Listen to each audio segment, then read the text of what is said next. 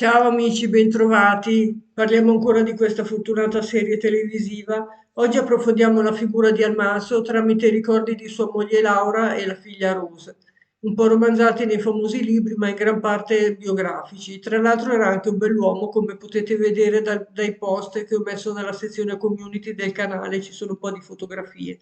Oggi parleremo della vita della coppia, anche molto oltre la famosa serie di libri. Seguitemi fino alla fine perché ci saranno tante curiosità su questa famiglia. Vi lascio l'intera playlist qui sotto se ve la siete persa. Cominciamo. Almanso James Wilder, nato il 13 febbraio 1857, morto il 23 ottobre 1849, è stato il marito di Laura Ingalls Wilder e il padre di Rose Wilder Lane, di cui abbiamo già parlato, vi lascio la playlist qui sotto. Almanso è il quinto di sei figli degli agricoltori James, 1813-1899, e Angeline Day Wilder, 1821-1905, nella loro fattoria fuori Malone a Burke, New York. I suoi fratelli includono Laura Ann, 1844-1899, Royal Gould, 1847-1925, Elisa Jane 1850-1930, su cui avevo già fatto un video, tra l'altro, ve lo lascio qui sotto anche quello. Alice 1853-1892 e Pearly Day 1869-1934. Come parte della sua serie di romanzi autobiografici di Liddell House, Laura Ingalls Wilder ha scritto un libro intitolato Farmer Boy sull'infanzia di Wilder nella parte settentrionale dello stato di New York.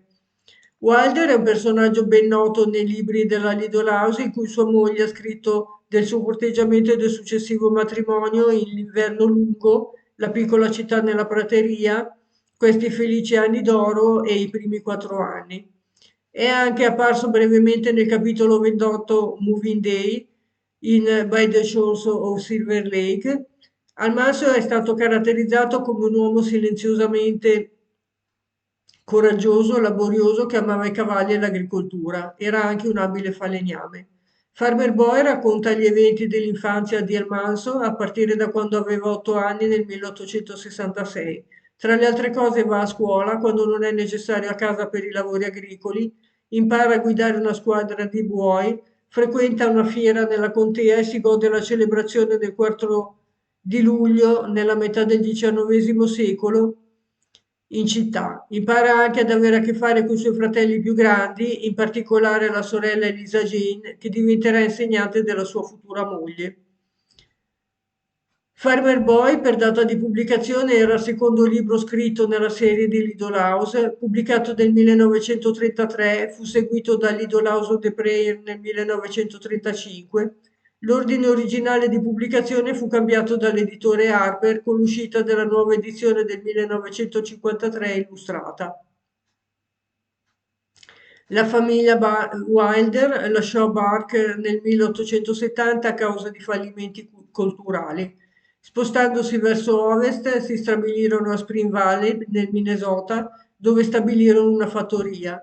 Nel 1879 Wilder e suo fratello maggiore Royal, insieme alla sorella Elisa Jane, si trasferirono nel territorio del Dakota, prendendo rivendicazioni vicino a quella che poi sarebbe diventata la città di De Smet, nel Sud Dakota. Wilder si sistemò sulla sua fattoria con l'intento di piantare acri di grano seminale che aveva coltivato su parti in affitto a Marshall nel Minnesota l'estate precedente. Fu in Desmet che incontrò per la prima volta Laura Ingalls. La famiglia Ingalls era stata tra i primi coloni della zona prima che la città fosse formalmente organizzata. Si trasferirono nel territorio del Dakota da Walnut Grove, Minnesota, quando Charles Ingalls ha fatto un breve lavoro con la fattoria. La ferrovia, scusate, non la fattoria. Laura Ingalls ha scritto del personaggio di Almanso in The Long Winter, il lungo inverno, insieme al compagno di scuola della sua futura moglie, Ed Cap Garland. Wilder ha rischiato la vita per salvare i pionieri di Desmet dalla fame durante il rigido inverno del 1881, tra cui la famiglia Ingalls. Wilder aveva 23 anni e Garland aveva 19 anni quando, tra una delle più terribili bufere di neve che abbia scosso mai la regione durante l'inverno 1880-1881.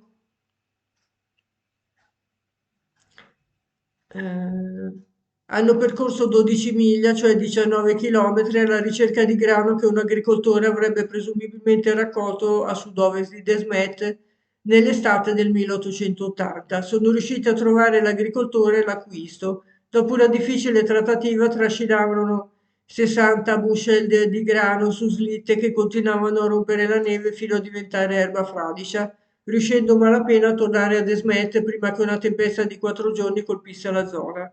Pensate che razza di vita che facevano all'epoca, com'era dura la vita.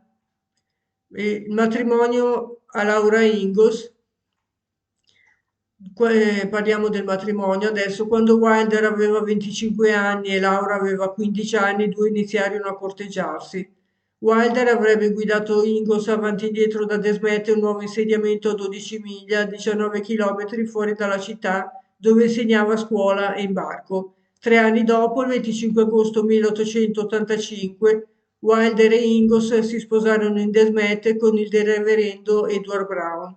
Si stabilirono sulla richiesta di Wilder e iniziarono le loro piccole attività agricole. La figlia di Wilder, Rose, nacque il 5 dicembre 1886 e Rose Wilder divenne in seguito nota come l'autrice Rose Wilder Lane, nota scrittrice e filosofa politica. C'è un video dedicato a lei, se ricordate, qui sul canale. Durante i loro primi anni di matrimonio, descritti in The First Four Years, i Wilder erano tormentati dal maltempo, dalle malattie e dai grandi debiti. Nella primavera del 1888 Wilder e sua moglie furono entrambi colpiti dalla difterite. Sebbene entrambi siano sopravvissuti, Almanso ha sofferto di una delle complicazioni meno comuni della malattia, la neurite. Le zone delle sue gambe erano temporaneamente paralizzate e anche dopo che la paralisi si era risolta, aveva bisogno di un bastone per camminare. La sua incapacità di svolgere il duro lavoro fisico associato all'agricoltura del grano nel Dakota del Sud, combinato con una lunga siccità tra la fine degli anni 1880 e l'inizio del 1890, contribuì ulteriormente alla spirale verso il basso dei Wilder in debiti e povertà. L'anno 1889 dimostrò un punto di rottura per i Wilder. Ai primi di agosto la coppia ha avuto un figlio. Il bambino rimase senza nome quando 2 settimane dopo improvvisamente morì di convulsioni. Laura Wilder non ha mai parlato della sua morte e la coppia non ha avuto altri figli. Nello stesso mese la famiglia perse la loro casa a causa di un incendio e delle coltivazioni e le loro coltivazioni a causa della siccità. Nelle parole della figlia di Wilder, Rose, ci sono voluti 7 anni consecutivi di fallimento completo del raccolto, col lavoro, maltempo e malattie che distruggevano la sua salute in modo permanente e tassi di interesse del 36% sul denaro preso in prestito per comprare cibo per allontanarci da quella terra. Nel 1890 la famiglia Wilder si trasferì a Spring Valley nel Minnesota per stare con i suoi genitori nella loro fattoria. Era il momento di riposo e di recupero per la famiglia stanca. Tra il 1891 e il 1892 la famiglia si trasferì di nuovo, questa volta a Westville, in Florida. Speravano che un clima più caldo avrebbe aiutato Wilder a riacquistare le forze. Alla fine, mentre le temperature più calde lo aiutavano a riprendersi, a sua moglie non piaceva il clima umido e le abitudini dei locali dei dintorni. Tornarono a Desmet nel 1892 e affittarono una piccola casa in città. Tra il 1892 e il 1894 i Wilder vivevano a Desmet con la famiglia Ingalls vicina. Mentre sua moglie lavorava come sarta in una sartoria, Wilder trovò lavoro come falegname e lavoratore giornaliero.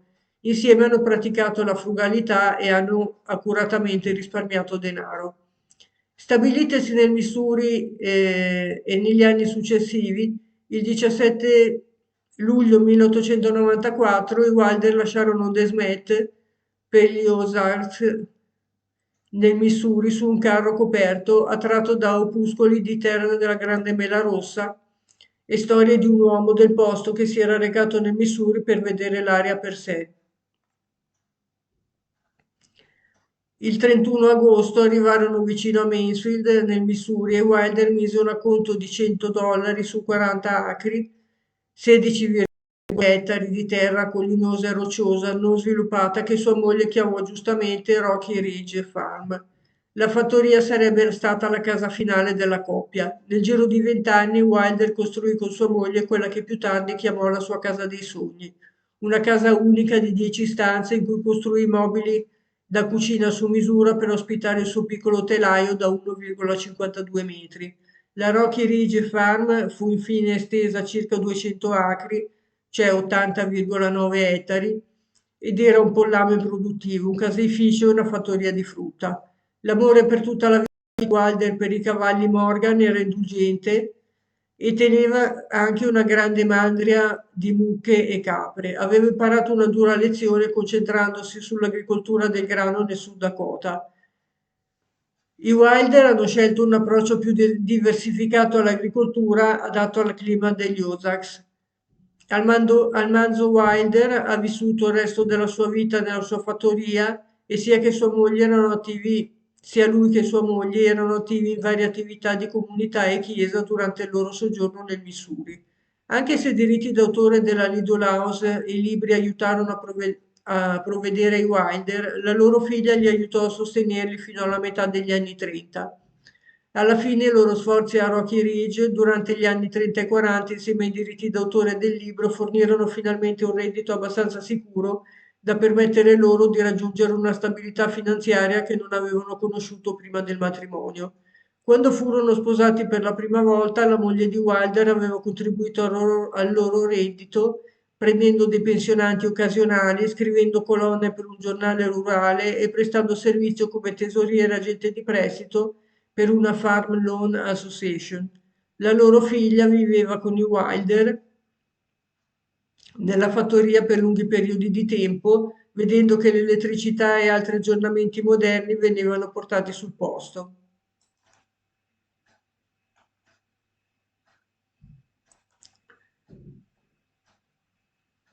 Anche se avevano costruito un cottage in pietra e stile inglese per loro e poi avevano occupato la fattoria per circa 10 anni. Wilder ha imparato a guidare un'automobile che ha notevolmente migliorato la loro capacità di lasciare la fattoria. Alla fine presero diversi viaggi in auto anche verso destinazioni come la California e il Pacifico nord-occidentale e andarono più volte a visitare la restante famiglia Ingalls nel Sud Dakota. Quando la loro figlia si trasferì definitivamente nel Connecticut nel 1937, i suoi genitori tornarono velocemente alla loro amata fattoria, vendendo poi la terra orientale con il cottage di pietra. Wilder trascorse i suoi ultimi anni felicemente occupandosi di piccoli orti e giardini fioriti, abbandonandosi al suo amore per la falegnameria e la carpenteria e alla cura delle sue capre. Aiutò sua moglie a salutare le auto di fan di Lidl House che regolarmente si caricavano alla Rocky Ridge Farm. Wilder morì all'età di 92 anni il 23 ottobre 1849 dopo aver subito due infarti. Laura Ingalls Wilder morì 8 anni dopo, il 10 febbraio 1957. La loro figlia Rose Wilder Lane visse fino al 1968. Tutti e tre sono sepolti a Mansfield e molti dei possedimenti e dei manufatti di Wilder possono essere visti oggi alla Rocky Ridge Farm, così come i siti di Malone, New York e Spring Valley nel Minnesota. La Rocky Ridge Farm è conosciuta oggi come la Laura Ingalls Wilder Rose Wilder Lane Museum. Dai racconti scritti da sua moglie e da sua figlia, il manso Wilder sembra essere stato un uomo tranquillo e stoico, rappresentante del tempo e della cultura in cui viveva. Il suo amore per l'agricoltura, i cavalli e la vita rurale sono ben documentati tra i ricordi scritti della sua famiglia e degli amici. Bene amici, spero che il video vi sia piaciuto e vi consiglio di guardare gli altri della serie. Se trovo altre curiosità sui personaggi di questa fortunata serie, ci farò sicuramente un video. Grazie per la visione, a presto, ciao.